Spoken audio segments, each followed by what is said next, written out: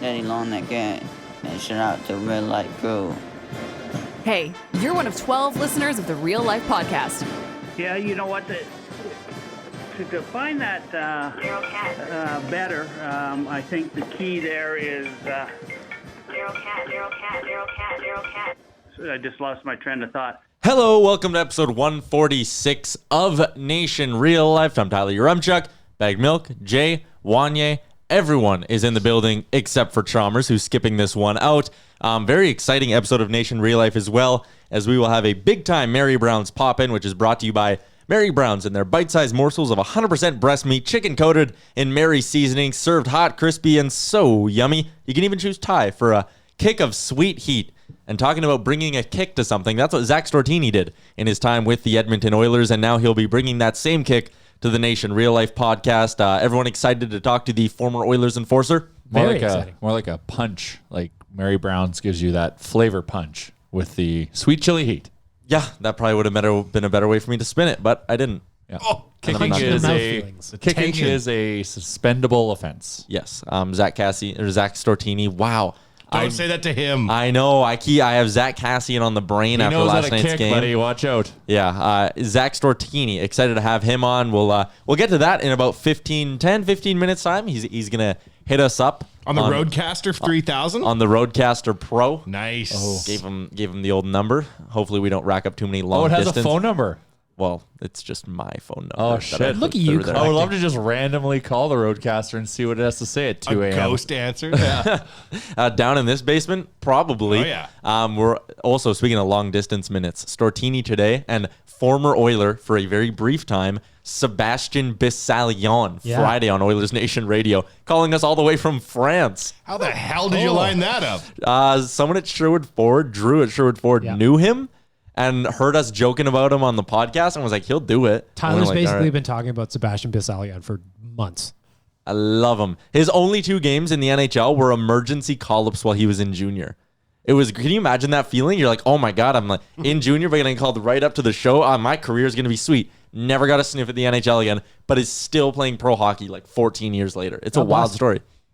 We'll talk to him on Friday. Today is all about Zack Stortini. But before we get to him, the game last night, what did everyone think? I don't know if games can get any more boring than the style of play that the Arizona Coyotes have going right now.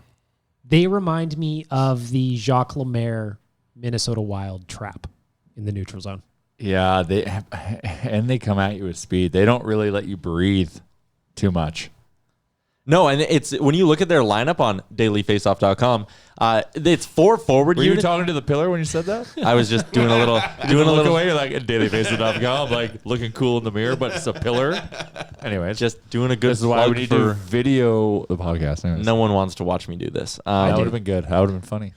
Anyways, they have 4 forward lines who all look even. Like there's no like Kessel and Keller maybe are like their star power, but they're on lines 1 and 3, and just everything just seems. Schmaltz is all right, yeah, but what is he, a 55-point guy? Like that's not exactly star power. I would say even Kessel didn't do very much last night. Yeah, no. But they're a very vanilla team, but they know how to win. Like they're gonna make a serious push for the playoffs just by being vanilla and playing a good system. Exactly, they're just a team of like Energizer bunnies, and they just don't give up, and they just put pressure, cough up, force you to cough up pucks or make bad, quick decisions, and I guess end up capitalizing. Like the shitty thing about last night is that's a game we should have won. We had a bad save or not save by Koskinen there. Horrible. Like that's just goaltending 101. Like I know he's been having a good year, but like that's a big lapse, and that was a costly lapse because that's I can live with the high glove Soderberg goal, even though Pearson did that soft dump in that was easily picked up by Soderberg and then basically just carried Pearson down with him on the wing and then scored. Like I'm fine with that. I can live with that. But that Koskinen one should not have gone in. But I was happy to see the boys bounce back and stay in a game like that. And still creating a lot of shots and chances. Like it just tells me like we're a different team. The fact that that we stayed in the game, even though these guys are just constantly putting us under pressure. So like a lot of positives, but like that's just a game we should have won. Like we played well enough to win. Yeah, the third period, I thought they almost could have won the game in the third period. Never mind, just tie it up. I don't want to get too much into the officials and sound like a homer, but they were very terrible. Only one ref called a penalty. It was the one ref who called all the penalties that night. Number 24. Yeah, it was. Yeah, Rick was really mad at him on Rick Twitter. was very vocal. Rick had half the section laughing because he was going after the ref so hard. Nice. Sitting at a game with Rick is an experience. Buddy, I had such a good time last night. Very little to do with the actual game. Of course. First of all, we sit down and we're on the row, and these are Rick seats, so they're good seats. And like a British pop synth act or something had the seats next to us. These two people walked in. They were dressed to the nines, but from like 4 years in the future from fashion. So the guy's like a fur coat on, and his nails are painted, and he's got like the John Lennon glasses on and a bowl cut. And then his female counterpart, who's clearly in the band too, has the exact basically same outfit on in girl mode. And they sat down with their manager. So they don't know anything about hockey. As the game goes on, they're getting kind of drunk and having like a better time and stuff. And then the manager just hands them her phone and goes, "Okay, time for Insta Live." And they're like, "All right." And then they've got the phone up and they're like, "Hi, Brian in Boston. Hi, Dave in Chicago." And then I'm watching the chick beside me like posting her stories like, "I'm a Canadian hockey. Please kill me."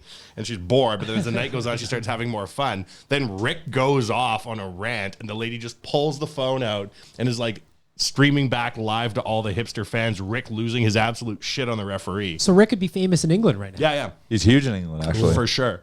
And then also I saw a Pomeranian at the game. So down in the corner, like the guy one row off the glass has a Pomeranian dog on his lap. So everyone, like, I make a big fuss. Look, everybody, look at the dog. And everyone there. And then at the end of the intermission, he's at the top of the section. He had like 30 people trying to crush on him. So if he had that as like an anxiety-reducing dog, the crowd and the attention the Pomeranian brought to him totally backfired. If you just wanted to see if you could get a dog into the arena, bravo. No, that's just a game. He knows dogs are the ultimate wingman or wingwoman or wing animal. I assume that's why the guy didn't show up in the third. It was like 800 women took him home simultaneously, and they just carried him out on their shoulders. I was going to say that gave me a great idea. I've got a very handsome dog that is now going to be my anxiety dog. You should contact the Oilers in advance. Do you think he could sit through a game? No. Absolutely not. I think he'd be chasing him the whole game. This Pomeranian was chill. Like, it just sat there along the glass. Like, and I was watching because someone like smoked a guy right in front of them and thinking the dog's going to wiggle. Nope. Yeah, Frank's on speed, basically.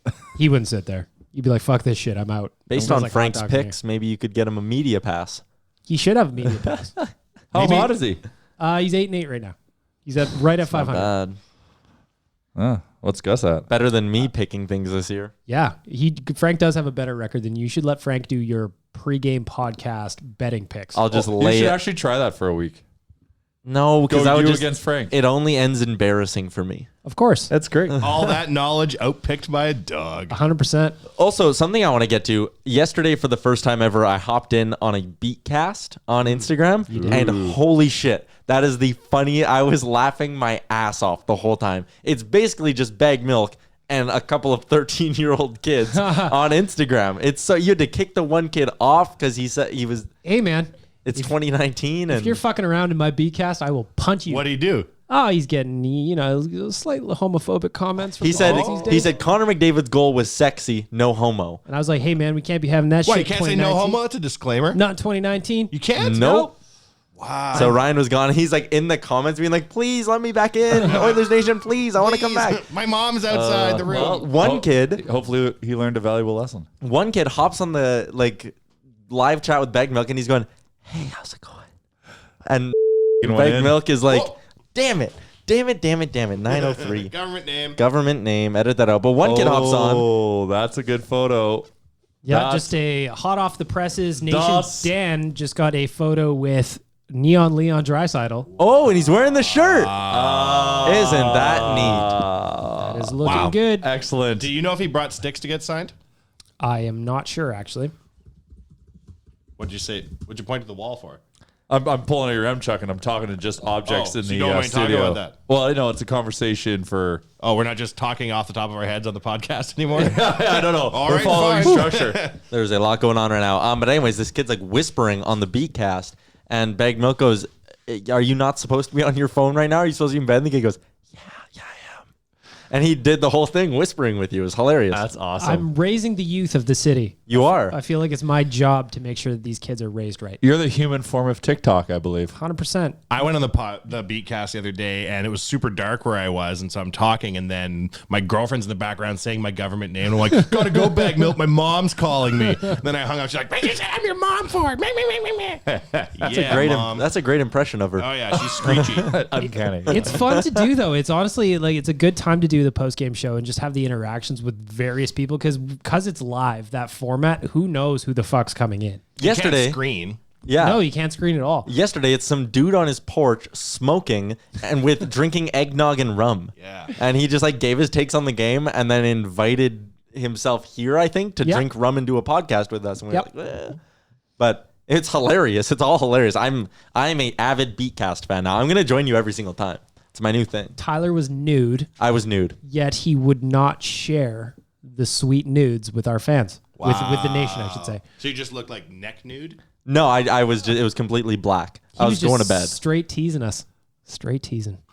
Do you think sooner or later something sexy might happen on your Beatcast? I hope so. If you catch my drift. Yeah, it's gonna happen. You Just think- get ready for the Barney Nudity photo. has entered the chat. I feel like there's got to be a time when I get something. You should have- be able to preview it. Like, that's weird. You have to think all our tweets, all our posts on Insta, never a single girl saw any of it.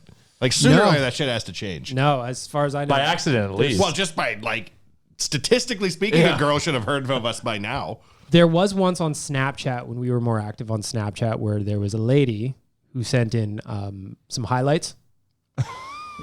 Once upon a time. That was the only time I can remember. Were they Oilers themed?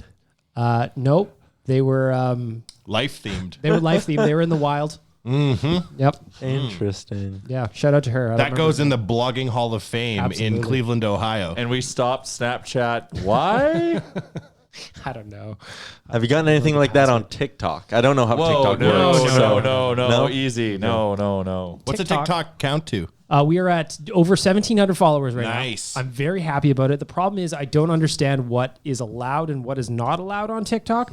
We get things removed for violating community guidelines, but for no real reason. They're just vanilla pieces of content. But yeah, something. So I'm still somewhere. navigating the rules. However, I am having a great time. The thing with TikTok, though, and I will readily admit, I can lose hours on that thing. Really? Absolutely. The weirdness, just the general oddities of people and the things they're posting there is fascinating. I follow an Instagram account about TikTok, so I'm starting to like inch my way over. And that TikTok highlights, it's like Vine. I don't understand how Vine can go out of business, but TikTok can flourish. They're like, we need Vine, but we need tunes. And Yeah. they're like, yeah. It's smart though that they've licensed great. the world's music because I think Great. that like it gives you a better platform to express yourself, right? All the little dancing and shit's hilarious, but you need the music. 100%. And I'm learning about what the tunes the kids are into because I'm always playing around in the trending music. right Megan the Stallion, now. Absolutely, man. Everything's great. she gets it. Everything's great. Do you think Zack Stortini's ever been on TikTok? Absolutely. Too old. Not like us. Well, it's funny because I was talking about it in the meeting today. The new thing on TikTok now is kids are posting a lot of videos about people in their 30s invading their platform. It was like when Facebook got to be the mom platform. And then they call you a boomer. Mm-hmm. That's what me and my other youths do. We go, hey, shut up, boomer. Exactly. Yeah. What is the social media level before TikTok? Is there one now, or is TikTok still got that kind of on lock? There'll be a new one. I think it's Of course, there'll be a Hey, new one, hey, but I'm guys, wondering if guys. it's already happening. Zack Stortini's calling, so we big got to bring him He in. doesn't want to talk about TikTok. you might. He wants to interfere at TikTok. Zack Stortini is on the line. We'll get that set up. But first, let's hear from our good friends over at Japa. Have you got holes to dig, earth to pack, and roads to build? Then you need to call Japa Machinery Group. Does your equipment need a service? You can't fix stupid, but here at Japa Machinery Group, we can fix everything else. With a full range of parts to keep your equipment running smoothly. Japa Machinery Group is a family-operated and Alberta-grown business. Here to help build a bigger and better Western Canada. Give us a call or visit us at japamachinery.com. Japa Machinery Group. Join the family.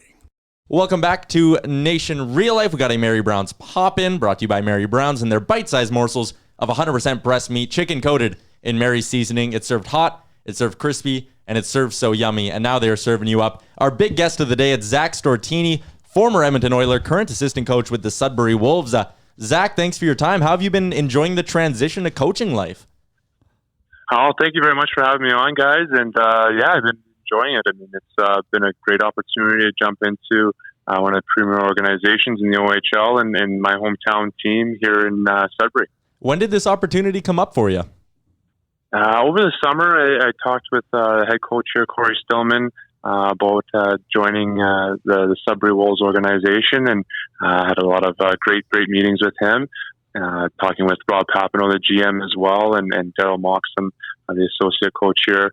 It seemed like a great fit. We're coming into an organization with a ton of history, family first organization, and a lot of great players on the team right now. So it's a lot of fun stepping into this team. We'll get to your time with the Oilers and your come up to the NHL in a second, but throughout your playing career, did you always kind of have your eye on coaching? Was it always something you thought might be an after playing career thing for you, or was it something that maybe you developed an interest in later on? For me, it's always been, I enjoy myself in the moment, and I was appreciative of where I was throughout my career, and I was always focused on playing the game. It wasn't until later on in my career I was very fortunate to play for Coach Mike Vellucci in Charlotte, and over the last 2 years, kind of discussing, what's next in hockey as you start to do as you get older in age, and he has been great, for me, looking towards that other side of the game, and allowing me a sneak peek, I guess, at the goings on in those back rooms, and I'm so grateful for his insight and his help in this transition. Zach, what does it mean to you be able to start your coaching career in Sudbury, where you played your 4 years as junior? It's an incredible honor and incredible opportunity. Not every time or any time you get to come back to your hometown and, like I mentioned before, be a part of one of the premier organizations in the OHL. It's a great experience, to come back to, where I started many years ago. But it's a great place, to be involved in. It's a great hockey community, and the people here are so passionate. Yeah, like said, government name, I'll have to edit that out. Like you just said, you started your junior career in Sudbury. When we hear a lot now when you talk about coaching hires and things like that, the new generation of athlete, the next mindset, the way these young hockey players are being brought up. How much different is the locker room with the kids in Sudbury now compared to when you played there? It's different. It definitely is different. I mean, I think culture in general, not just in the game of hockey, has changed, has evolved, and I've been very fortunate over the years, to see that taking place and, adapt with it as a player and change with it. I think that's a good thing to be able to do, is to be someone who is able to adapt and change to any situation. For the dressing room stuff, I mean, there's still that great camaraderie in that dressing room. You see how close guys are, and that has never changed. But just the different interests, I guess you could say, as to what guys like to do, maybe away from the rink. The commitment to the game is always there. That part hasn't changed, but I think maybe the away from the rink recreational activities maybe are a little bit different than they once were. Now, Zach, this is Jay here. On a personal level, as a guy who played junior there, like, I know when I go into my junior high school or high school now as a fully formed adult, I feel like a giant who's 100 years old. How does it go from being a guy who played as a 16-year-old on a junior team to now being the coach of that team? Like, do you feel like you're 900 years old? Like, I mean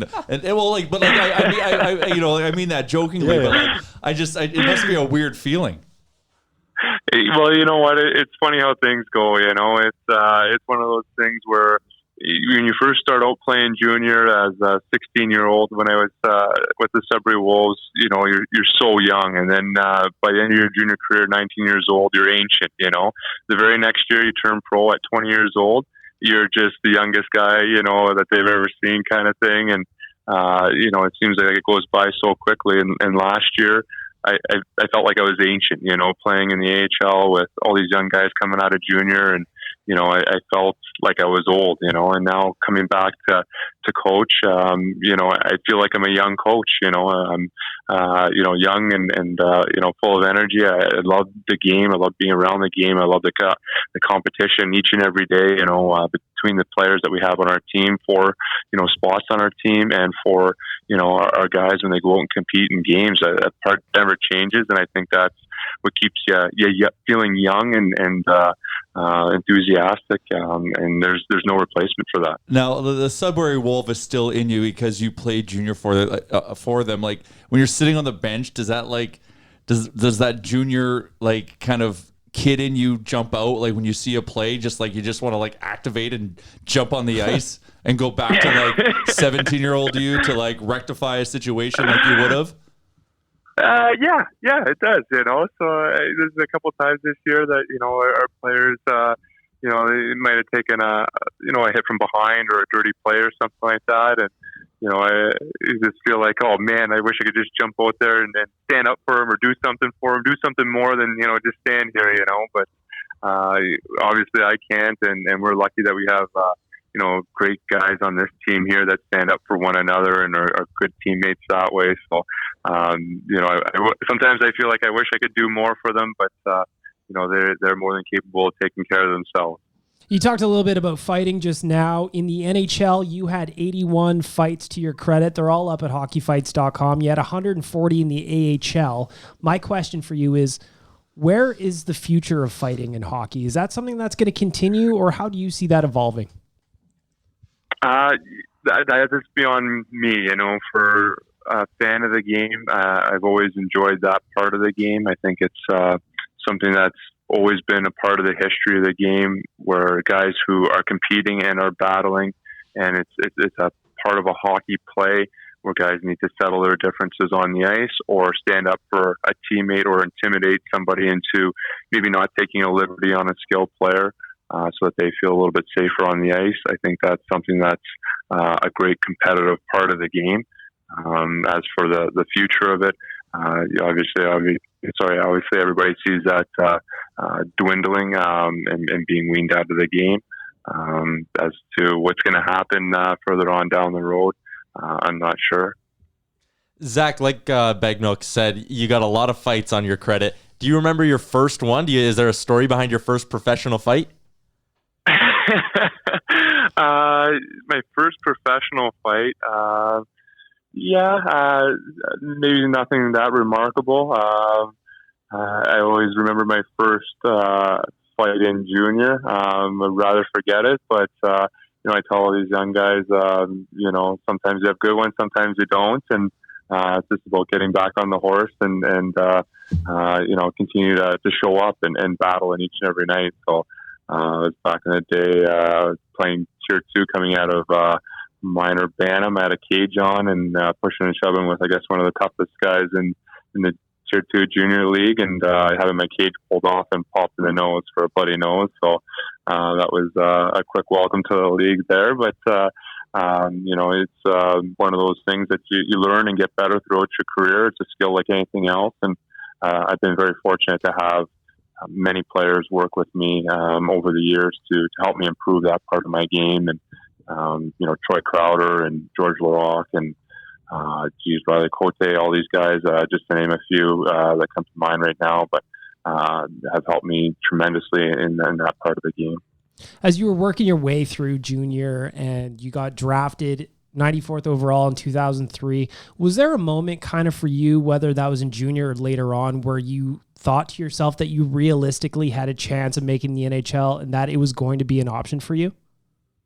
I think like any young kid, you always dream about playing in the NHL, and when you're a player, it's important to have that confidence and to not be denied. I know I've had people come up in my young youth career of saying the odds are stacked against you and just how difficult it is, but to never stop believing and to keep continuing to work hard each and every day, striving for your goal. And I think again mentioning that I've had a tremendous amount of help throughout my career, and I wouldn't have been able to play any NHL games if it wasn't for, guys don't have enough time. There's not enough audio tape in your podcast. So listen to me list all the names of people that have helped me, but I'm so grateful for all the people in my life along the way that have helped me. And the old cliche of I like to thank my mom and dad. It sounds so cliched and easy to say, but it's so very true. The hours that they sacrificed helping me to obtain my dream. I'm very fortunate, very lucky. Well, I just want to jump in. Just sorry, I know we do a lot of like behind the scenes chatter here about who's going to ask the next question, and I jumped in and I disrupted the balance here. But I'm surprised. I thought you guys would be fighting about it or throwing fists over there. it does get heated sometimes, but that makes for good podcasting. Good content, yeah. But yeah, I guess just on like giving thanks to everyone that helped you along the way. I think you've given thanks back with having a career that's 860 professional games. That's pretty amazing. Yeah, again, I'm very lucky. I'm very lucky to be able to have played for that long, especially the style of game that I've played, and that's and it's not just me doing that. I think that's everybody throughout my career helping me. I know you guys are obviously with the Oilers. And you follow them, but looking back and you look at the guys who have helped me when I was with Edmonton, guys like Ethan Morrow and Steve Staios and Sheldon Surrey and Alice Hemsky, Jason Smith, guys like that are good character, veteran leader guys. I know I'm leaving out a ton of guys, but Fernando Pisani, Matt Green, all these guys that are not just great hockey players, but tremendous human beings that help out a young guy that's trying to make his way into the NHL, and you're always so grateful for people like that helping you out. Talking a little bit about your career as an Oiler, as a guy who was an enforcer and playing in a town or a city like Edmonton that is blue collar, like you were loved, you were a fan favorite because of the role you played. How much did it mean to you to just kind of have as much fan support as you did? It's an incredible feeling. It's one of those things that it's almost indescribable to have that kind of support from a great hockey town like Edmonton. I think you're able to see the different cities in the league, and one of the most knowledgeable cities for hockey is definitely Edmonton, and they're true, knowledgeable, passionate hockey people that care about the game and care about the people playing the game, and to be able to be liked there in Edmonton is an incredible feeling. It's a part of my life that I'll never forget. I wanted to throw this at you. There was another one of those confidential NHL player polls released today, and once again, Edmonton was kind of third on the bottom of places players don't really like going. Do you think sometimes it gets a bit of a bad reputation by players who have never maybe played here or maybe just don't know the city that well? Yeah, I can't speak for anybody else, and I'm sure it wasn't a full sampling as to who would want to or who wouldn't want to play there. But if anybody was ever asked me, and I've always been asked, favorite places to play, and every time I answer, Edmonton's at the top of the list. I mean, the amount of passion that is in that city for hockey, and it's a great place to play. It's a great place to live. A great community to be a part of. It's truly a wonderful spot to be. So I've always enjoyed my time there. I still have friends in Edmonton that I stay in touch with, and I look forward to visiting the city any chance I get. Zach, you mentioned Alice Hemsky as somebody that helped you along. As we were getting prepped for the interview today, I heard a little story about when you guys were playing credit card roulette in your rookie season, and I was hoping that you could just tell us that story so that we get it firsthand. Yeah, well, I talked about that with Jason Strudwick, who, again, I knew I was going to do this, but I always leave somebody out, and that's one of those guys that, Jason Strudwick is an incredible guy. To be able to play with him was an awesome experience, something that changed my life for the positive, for the better. And he gave me a call, and we kind of, had some reminiscing over some good stories over the years, and one of the ones you brought up was, we go out for a team dinner, and guys are ordering, a nice meal, and after just being called up, you play that credit card roulette game. Everybody puts their credit card in a hat, and the last one chosen, that credit card, is used to pay the bill, and I was sitting there sweating bullets, and as it starts getting down near the end, you're going, oh no, it could be me. I didn't get that early pull, and I'm like, I've only been up for a little bit. I don't have that kind of money in the bank account. I'm in real trouble here. So I think Alice has kind of seen that, sensed that, and when mine was pulled last, I was terrified. He came over to me nice and quietly, and I don't know if anybody else knew he did it, but I think it's important that everybody realizes, what an incredible guy he is, what a classy guy he is, to come over like that, bail me out of that situation. Took the full check and paid for it, and I'm always grateful for him looking after me, away from the rink and at the rink. So he's a good teammate through and through. That's awesome. And we all know that we play that game because we know we're not going to lose the credit card game. Yeah. It's like, there's no way I'm going to lose. I'm going to play. It's like, what, 1 in 10 chances? The odds are in your favor. You would think so. I know. But when you but lose, if everybody's doing it together as a team, I wasn't going to, you got to be a part of the team. So, yeah, that's the way it goes sometimes.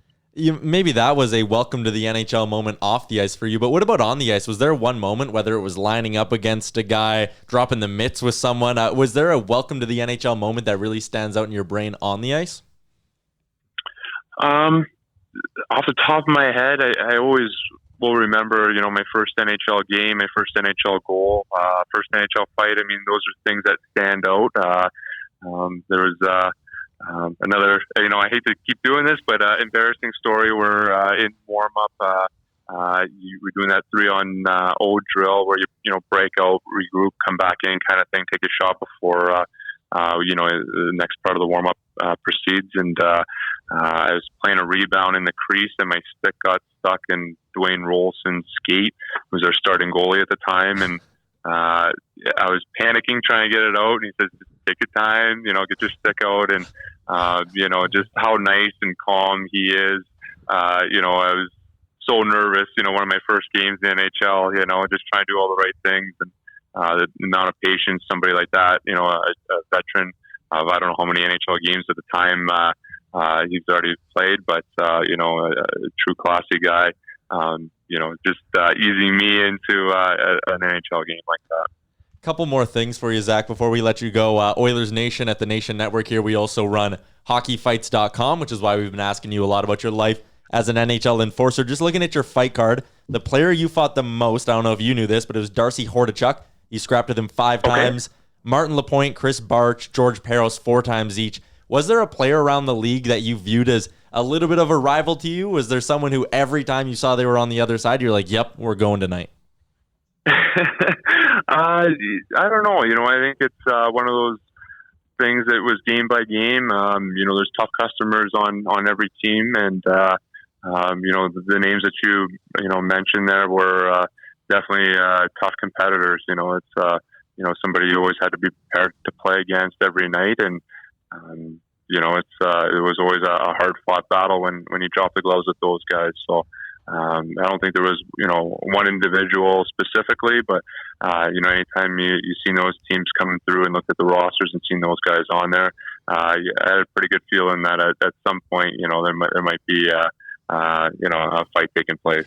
Now, of those 81 fights that you had in the NHL, which is impressive, and as a person who loves that style of game, like, well done. No, thank you very much. I appreciate that. And there's bad fights and there's good fights. Some that go in your favor and some that don't. But like, what is one of the 81 in the NHL where you're like, I just beat the wheels off that guy? Like, is there one that stands out like going that? And all that? Yeah. I don't know. I mean, the way I remember it, I won every fight, and it was all by TKO, perfect record. So, just built around. Every competitor is tough. I mean, anytime you fight somebody in the NHL, it's somebody who is a tough competitor, somebody who's tenacious and battles hard. There's never an easy one, and a lot of times, if you get the better of somebody, there's going to be a rematch not too long in the future. So everybody is a tough competitor at that point in their level. Getting back to your new coaching career here for a second, Zach. Now you're on the other side of the bench where you're helping players move to the next stage of their career. Is there a coach or coaches that you are kind of modeling your style after as you are working with these young kids?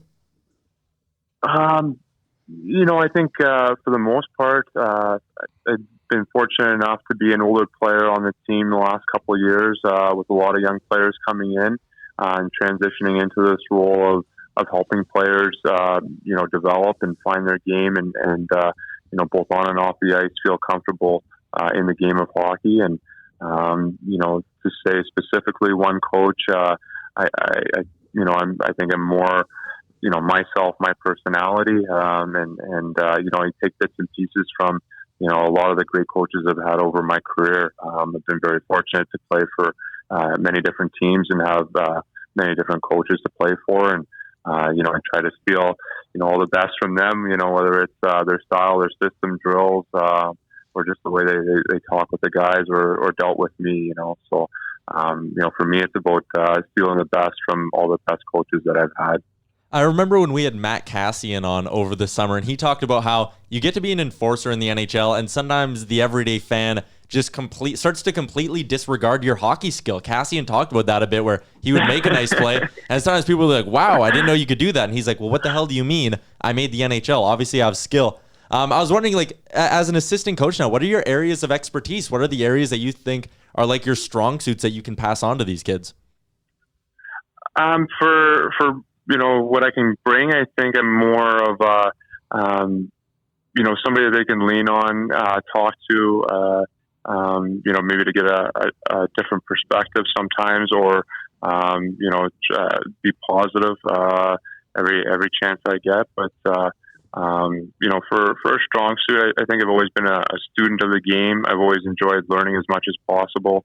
I'm very lucky to be coaching under Corey Stillman, who has played over 1,000 games and is one of those NHLers that was successful through hard work and tenacity and straight knowledge. I mean, he's so knowledgeable about the game. So I'm in a great spot here to echo his message and help players develop into good pros. And,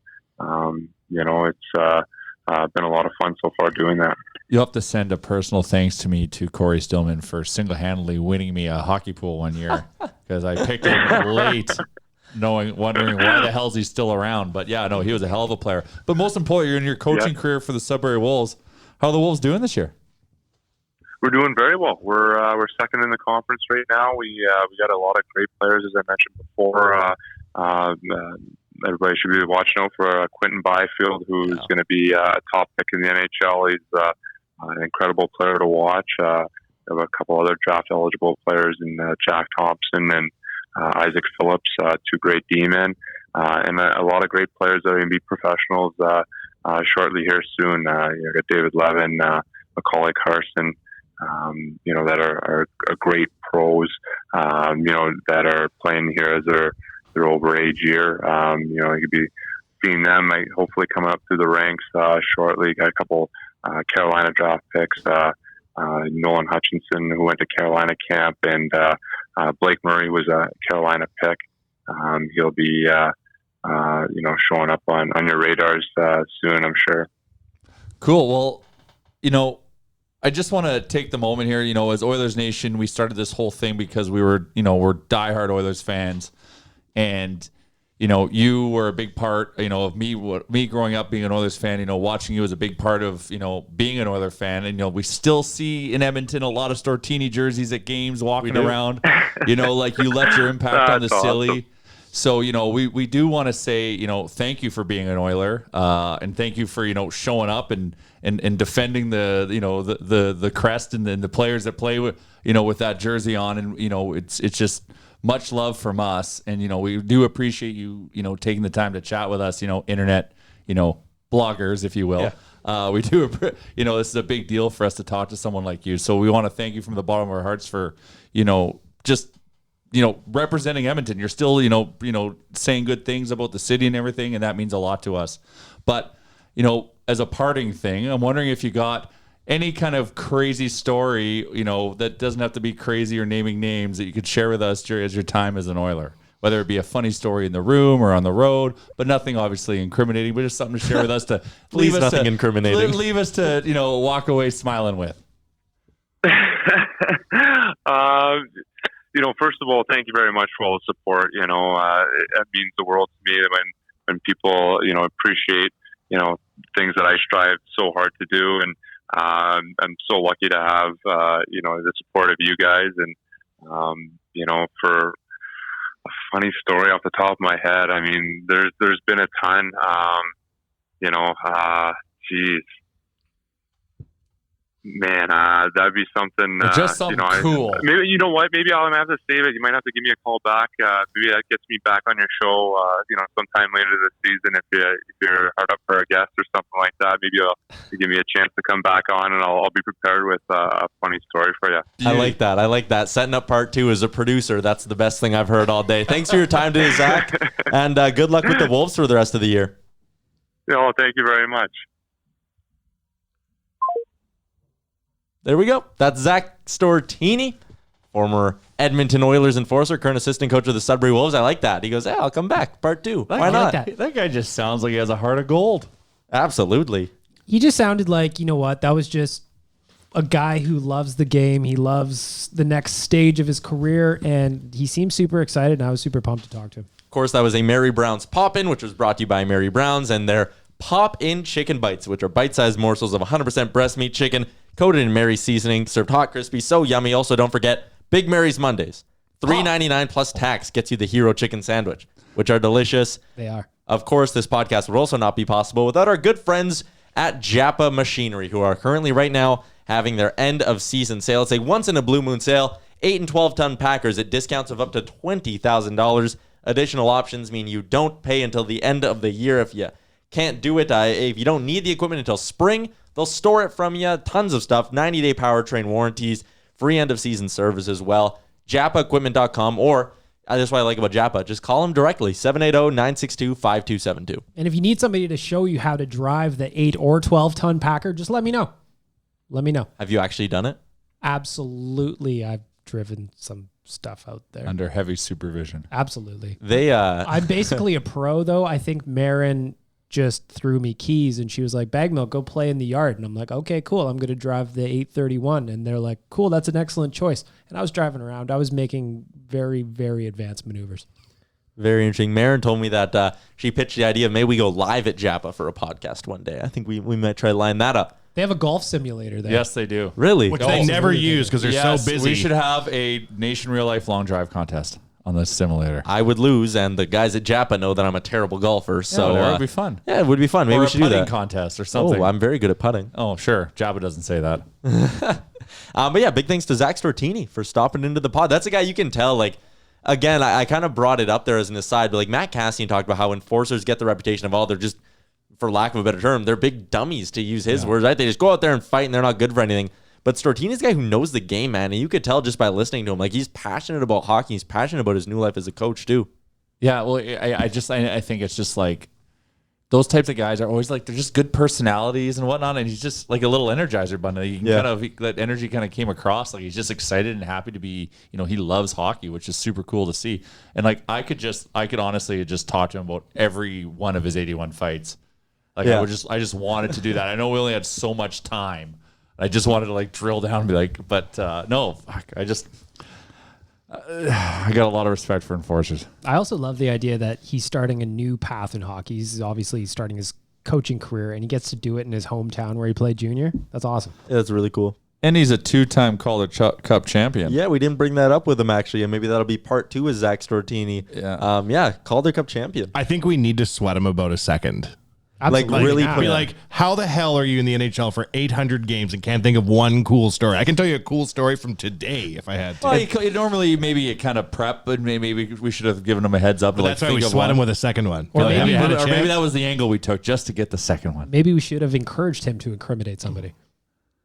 Oh, yeah, fair enough. Hey, is there a teammate who you think could maybe benefit from some time in the Slammer, Zach? And who are they, and what was the event? Who's the biggest piece of shit you ever met in the streets? You know what I should have asked him? I feel like now when he got established in the NHL, the first thing he just spent dumb shit Yes. money on. I think when it's so open-ended, like at the end there, he gave us nothing. He ruined his legacy for me. I loved Zack Stortini, but if you're not going to fucking tell us a cool story, what was the point? You made, what, $7 million? You got nothing to say.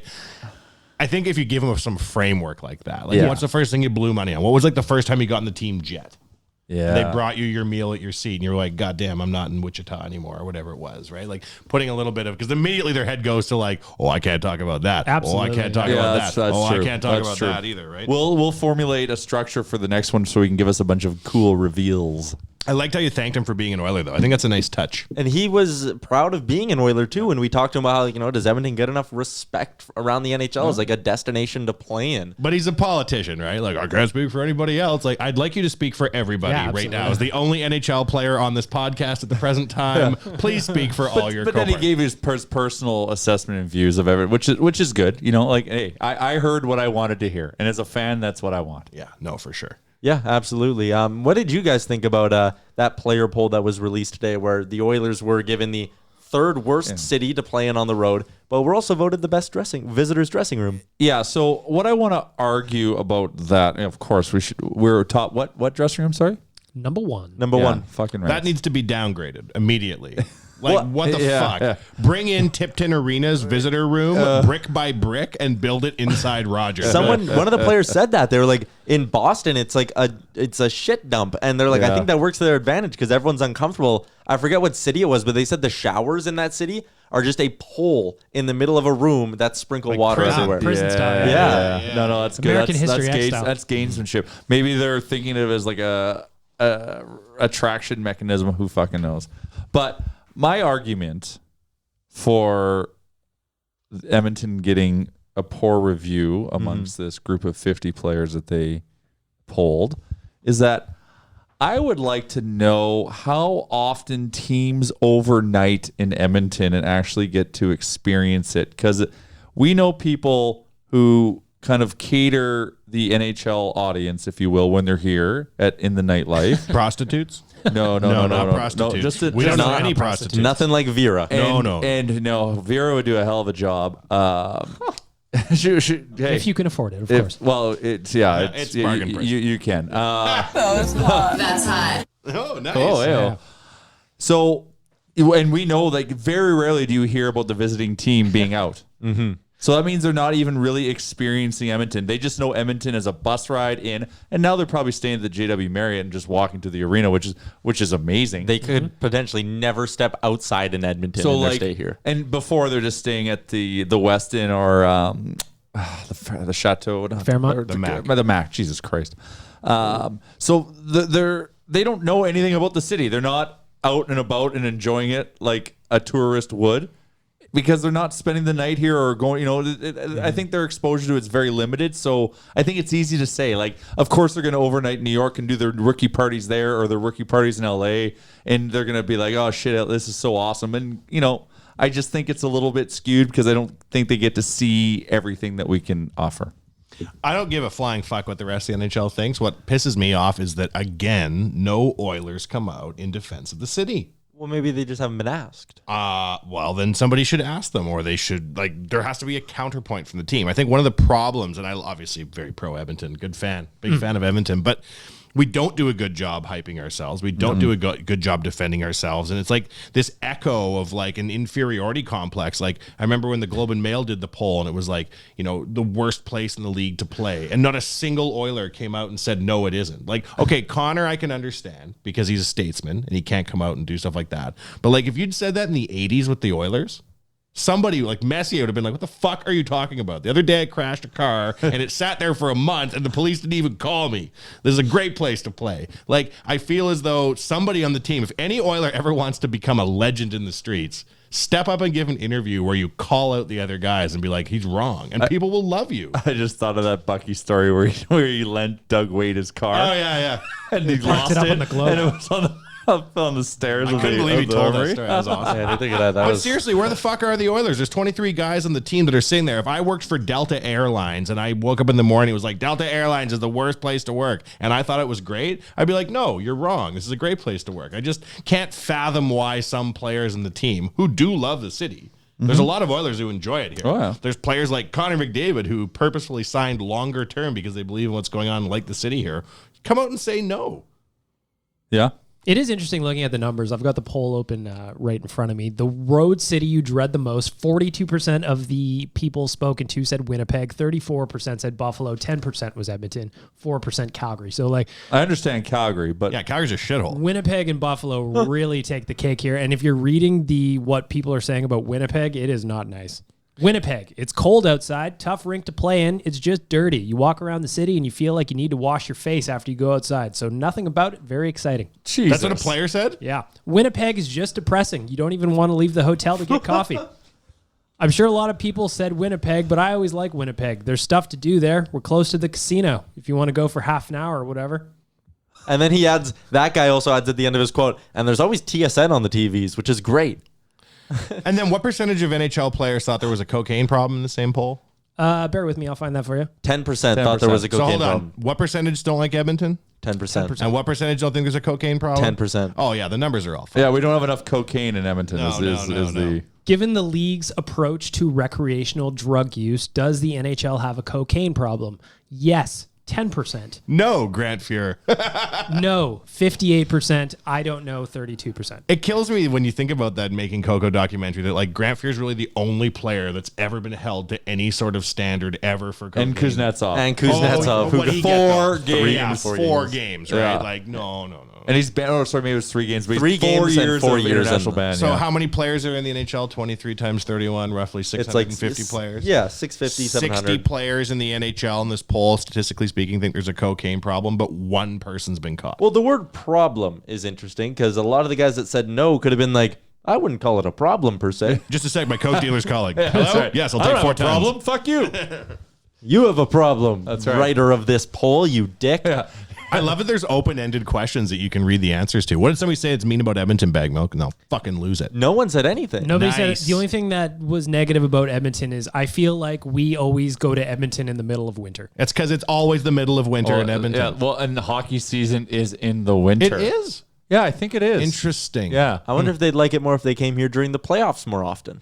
100%. 100%. I wouldn't like coming to Edmonton either because that's where Connor McDavid eats you alive and sends you back home with a loss in your pocket. He ate Oliver Ekman-Larsson's lunch in So that did game Draisaitl. yesterday. Who did Draisaitl shove with one hand? OEL. Oh, God, he looked like a Larson. little bitch. He just throws people around like they're children. Oh, man, Draisaitl, like, fuck me. Just get that guy into the playoffs, and he's going to fucking light it up. Well, he he's did. already lighting it up. Yeah. But like, Jesus, man. He is... That guy, like, I'm in a Pretty good deal at 8.5 schmil. Yeah, Peter. I'm in a giant argument in my group chat amongst my friends about Draisaitl, and obviously I am biased towards Oilers, but I actually believe I am almost right in this argument, and it is that I am saying Draisaitl is the second in the current moment, you know, in the NHL of the 2019-2020 season. Let me fucking frame this, everyone. That Draisaitl is the second best player in the NHL. Right now, if you were saying it in that context, right now, he's the best. He's the best, better than Connor? No one's playing better than him right now. I got submitted a list by my one buddy of 29 players he thinks could do, and he's saying, Oh, "Well, is he's that playing Brett? with Connor. It's playing with Connor." Is That's it? not right. No, Oh. it's scary. But that he thinks who could score just as much as Draisaitl could with McDavid. But they're not playing with McDavid. But It don't make no sense. No, I know, but they're saying, well, if Kucherov played with McDavid, he would be the same as Draisaitl. So we're I'm saying like, in an alternate scenario where we can just fucking musical chairs the lineups of the NHL, somebody else could be better than Draisaitl. They're not. well, it's a hypothetical. No, I know, but that's my back. It's my comeback. I don't think so either, because I don't think, like, it's maybe... Well, if Mario Lemieux played with Guy Lafleur, he would have had 140 points that year. Maybe 2 years ago, as Dry was kind of emerging, maybe you could say McDavid has a huge impact on his performance. But Well, obviously I think it helps. But yeah, McDavid scored that unreal goal, but that unbelievable backhand pass that got threaded through a needle to get to McDavid's tape, which Remchuk agrees with. Absolutely. Draisaitl is an elite backhanded passer. They brought Milan Lucic in to play with McDavid, and look how well that went. Not everyone can play with McDavid. Yeah, and no one else ever says, well, David Pasternak plays with Bergeron and Marchand, so he's not good. And So all these guys are playing with good players. And then granted, it's not McDavid, but like, Who cares? Like, They Draisaitl elevate is you. leading the league in points. He's got a bunch of points or goals that don't even have McDavid attached to him. Like, You know what I it's- like to think of? How the Buffalo Sabres drafted Sam Reinhart ahead of Leon Draisaitl. Even Florida taking Ekblad, man. Like, if Aaron Ekblad wasn't a first overall pick, he'd be such an afterthought in today's NHL. You'd never hear his name at all. And right now, you rarely ever do. But Leon's the best player taken from that draft class. And it's Finally. did it. Well, and McDavid. Well, yeah, and McDavid. But that's hard. That's hard not to take him. When Oilers fans, when they'll sit there and be like, oh, the Oilers fucking ruin careers. Look at Yakupov and He can whoever still else. surprise you. PRV. Like, no, man, I don't think that's true. It's just a fact of, one, drafting is sort of a crapshoot, and two, point at Draisaitl because he's really fucking good. Yeah. So I just want to tell everyone my DMs are open. If you want to debate that Draisaitl is not second best in the league at the current moment, come fucking bring it because I am ready. Or if you're nude and look great, send Jay a picture. Just throwing that out Or there. if you want to see me nude, go on the Beatcast. Which I'm Absolutely. kidding. That's never happening. This Come was on, That's man, never get my happening. viewers up. I need more viewers, Tyler. Do it for the team. Do All it right. for the team. Hashtag team. You know who I was feeling sorry for when Stortini was talking was Hemsky. Like, Hemsky, there's so many nights Alex Hemsky was the only Oiler of any caliber of skill. There are so many nights where he was just getting destroyed in the corners. I feel like if like Hemsky could be brought, talking about hypothetical line combinations, if Alex Hemsky 2003 played for the Oilers in 2019, no wait, he started in 06. If Alex Hemsky's 2010 played, he'd be, this team would be so much, he'd be such a good player. I should have asked him how much that bill was, too. I wanted to, but I didn't want to like him to be like, oh, it's $1,500 and then make it feel bad. Yeah, in my head, I'm thinking like 10 grand. Like I'm hoping like or 23 players, or he's gonna a good line us, like restaurant. 37 grand. Like pull. I bet Probably you 2 G's in food, probably 8 G's in booze. you think 8 G's in booze. They're going to be drinking, like, bring me a shot of $800 tequila. Yeah, I man. would And be- bottles of wine, Top shelf. top shelf all day. I bet you the whole bill in total, booze and food, was like $3,200. What? Well, That's very specific. We don't know how many of the teammates were there, too, which is actually an interesting if wrinkle in it- this. yeah. I'm thinking like 10 guys. I saw one time in Dallas. Remember we went for sushi after the game? Yeah. That was one of like the most amazing things I've ever seen in a restaurant. We went out for sushi with some of the stars, and guys were just like ordering 3 things on the menu and like a drink Yeah. a day. Like I was fucking crazy. It's like the story about Kanye West going and having lunch with who was the comedian Baggedmilk that Kanye West went and had lunch with, and he was talking about it, and he said Kanye ordered like 10 things on the menu and had a bite out of each one and then left him with the bill. Oh, that's boss. Oh, it's the guy with the big teeth from SNL that was dating all the hot chicks. What? Oh, Pete Pete Blackburn. Davidson. Yeah, yeah. He went out for dinner with Pete Kanye. Blackburn, the Bruins writer. Pete Davidson, Fuck. yeah. That's how I kind of imagine like a team rookie meal is like Kanye ordering half the menu and having a bite out of each. Well, the team dinner or the rookie dinners for sure are in like the $30,000, $40,000, $50,000 range for sure. And that's why they do money on the board to pay for these things. Yeah, I don't think there's ever enough money on the board to cover those types of expenses. Did but you they see definitely the help. money on the board before the Stars home opener? It was like $3,000. No, that was Which is a from lot just of a money, random game with when Dirk Nowitzki was reading out the lineups. There's Yeah. another picture that got leaked out of this is them on their home opener when George Bush was there. And someone has like 10 grand on the board. There's a whole bunch of 1,000, 5,000, 3,000. Oh, is George Bush in the dressing room there? Yeah, George Bush is right there. George Bush. It's funny how history's remembering him as like a kindly grandpa now. Hey? Yeah, it's like, oh, he wasn't so They're bad. like, oh man, we've had like way worse than said. He's all right. Yeah. I think this was one of our best real life, well, since I joined. Wow. I think it was really good. I liked Stortini. I thought Stortini gave us good answers. Good job getting Stortini. We had some Good job. we had Yes. some Oilers content as well. Shout out to the Sudbury Wolves for helping us hook this up as well. It was good. We now need to keep digging through the OHL and find more Oilers who are coaching and Yeah. managing. And we should take the talk about fighting that he had and we should repackage that and put it on hockey fights Yeah, too. that's Because what I think we it's do. like We do. You would do? Yeah, we do that whenever we have the guests on that talk about Solid fights. fucking Absolutely. gold, boys. Send I'll it right tell over ya. to It is working. Do a couple of posts. I just want to send out some good juju to the hockey universe tonight. I really hope that the St. Louis Blues have a very exhausting game in Vancouver tonight and squeak out a win and come here exhausted, already feeling good that they're doing good on their West Coast, road trip with a victory in Vancouver and, give us the win tomorrow. And I want to encourage everybody to go to OilersNation.com and find the information for our Calgary trip for January 11th. We go down to Calgary for the Battle of Alberta. We're going to have 2 buses this time. Two Wanye. buses. We're going to have a bunch of Finns. Speaking of fun, how was the party this weekend? It was great. So we had a brunch party this past Saturday at the Brew House in Lewis Estates. Yep. It was a free event this time. Yeah. No tickets required. We just invited everybody to come watch the hockey game with us, and it was a packed house. Again, the nation stepped up. Unbelievable. Only a Great. way that the nation can. When I heard that we had 2 brunch parties in October, or effectively October, I'm like, but nope, nation shows up yet again. Everybody's all about them flapjacks or whatever people eat. Well, honestly, I think it's, and we're and the brunch parties are family friendly too. Yep. So I think you just reduce all the barriers. So there's people that couldn't come that now can come in that time of day, so that they're not fighting with kids having to go to bed and stuff. Like there was probably 200 people there for the game when I was just like blown away. Like it was super cool, and then we greased out the win. The vibe was great. There was nation gear everywhere. Everybody was in a great mood. Dan did a great job getting the whole place cheering and fired up. And Dan's Dan finding was great. Dan's finding his mojo. As we do more of these events, we're gonna keep tweaking, trying to get better. And Dan's like really figuring out how to get the crowd going. It was good. I just find it super impressive how the community around the website just always comes forth and It's joins crazy, in man. to everything that we want to do, and so grateful for everybody.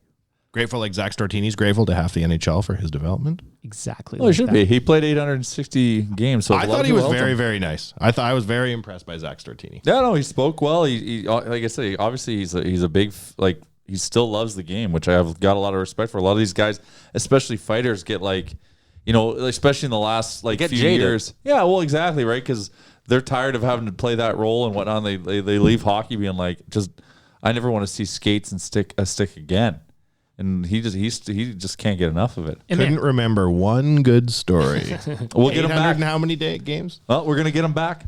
Well, and I was thinking about it. 860 pro. That's about 270 some NHL. He had and the rest. 257 in the NHL. But what I was looking at as I was putting his stats together was 81 fights in the NHL, 140 in the AHL.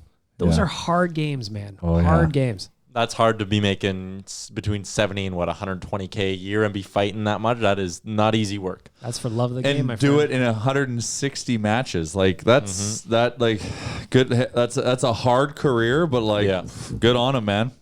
All right. Well, I think that's going to do it for another episode of Nation Real Life. Shout out to Mary Brown's for hooking us up with a Mary Brown's Poppin' for their bite-sized morsels of 100% breast meat, chicken coated in Mary seasoning.